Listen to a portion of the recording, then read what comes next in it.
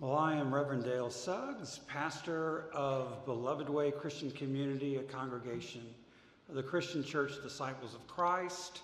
I bring you greetings from that congregation and also from our nonprofit, Beloved Compassion Network, a gathering dedicated to teaching compassion through contemplative practice. Now, those of you who know me know that me and my wife, Shelley, are the parents of 4 girls. Amen from over there. Okay. Now, you don't have 4 girls, but okay. What you may not know, though, is that each of them now have significant others, and one of them has 4 daughters of her own.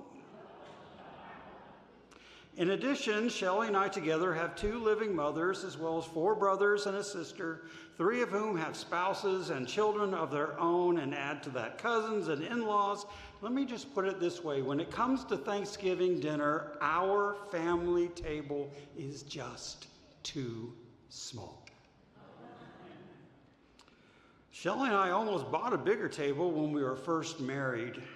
It was an 8-foot farm table that could easily seat 10. What was even better, it came with 4 18-inch leaves you could pop in, and it would easily seat 16 people comfortably. It was so wonderful, but we had this tiny apartment, and there was only the 2 of us.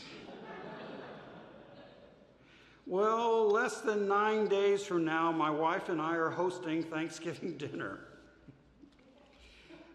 When we enthusiastically welcomed this assignment, we expected 2 of our daughters, one from Santa Monica, one from Elko, Nevada, their significant others, and our 4 grandchildren. Well, as of yesterday, that gathering of 10 has grown a bit. Our daughters from Austin, Texas, and Madrid, Spain, have made plans to join us.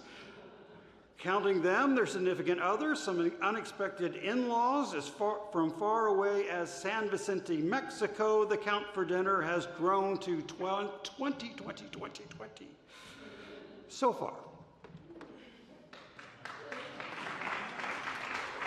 And the people we will welcome speak 2 different languages, represent at least 4 different faith traditions, and bridge the political spectrum.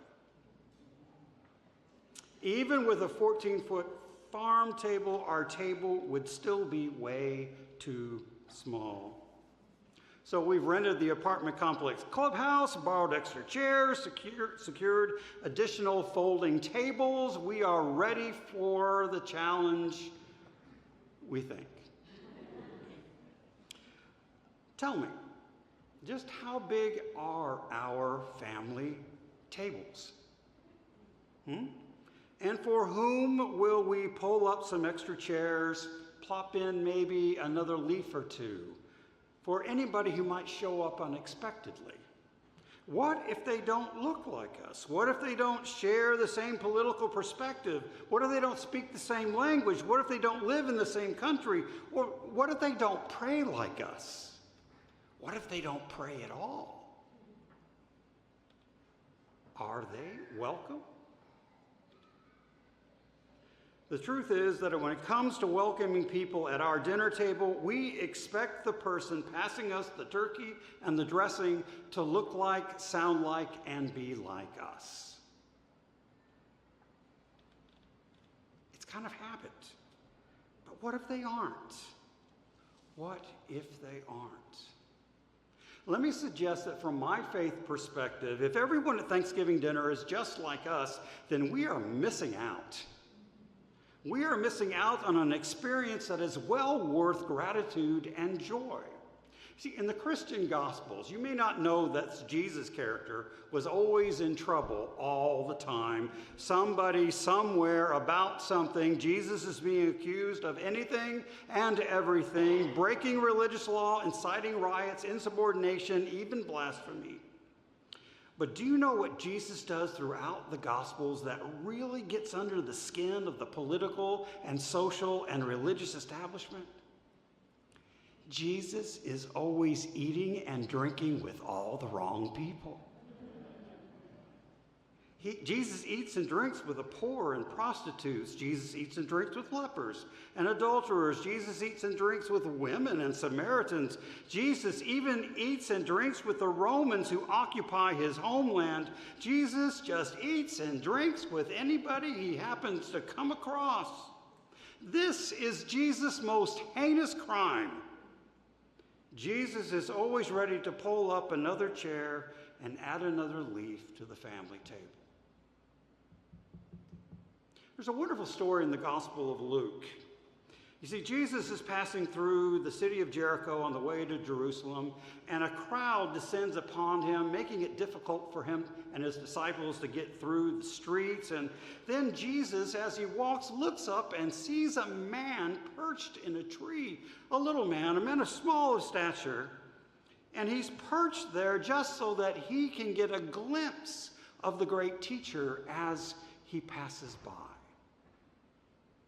The man's name is Zacchaeus. He happens to be Jericho's chief tax collector. This means Zacchaeus is very wealthy and very hated. He is a traitor to Israel for supporting the Romans. He lines his own pockets by levying high taxes on merchant travelers, and he is probably the local loan shark, charging exorbitant interest, which is condemned by religious law. He is an equal opportunity oppressor of neighbor and stranger alike. But there is Jesus, looking up and seeing this man in the tree, and the story says that Jesus stops, calls out to Zacchaeus, saying, "Zacchaeus, hurry, come down. I must stay at your house today." Actually, the word in Greek that is must stay at your house is really to be compelled. So in essence, Jesus is saying, I'm compelled to stay at your house. I'm compelled to be your guest. I am compelled by compassion to dine with you around your table. And the people of Jericho, grumbling in disgust, respond saying, well, there he goes again. He's gone to be the guest of another one who is a sinner. But Zacchaeus, overwhelmed with gratitude and joy, jumps down from the tree saying, "My Lord, half of my possessions I will give to the poor, and if I have defrauded anyone of anything, I will pay back 4 times as much." To which Jesus proclaims, "Today salvation has come to this house." So what about us? Just how big are our family tables? The ones in our homes? What about the ones in our churches and synagogues and mosques and temples, all of our most holy places? What about those tables? How big are they really? We live in a time when family tables and holy tables are divided and defended with anger and righteous indignation. And yes, there are good reasons for outrage. Boundaries have been crossed, laws violated, injustice perpetrated, basic human rights discarded, cruelty normalized. But what if the most compassionate, impactful, healing, and reconciling act we can do between now and the end of the year is to invite someone unexpected to dinner, to welcome them as long-lost loved ones, to break bread with them around our family tables, around our holiest of holy tables. According to my faith, and according to all of yours, this would be reason for great thanksgiving and abundant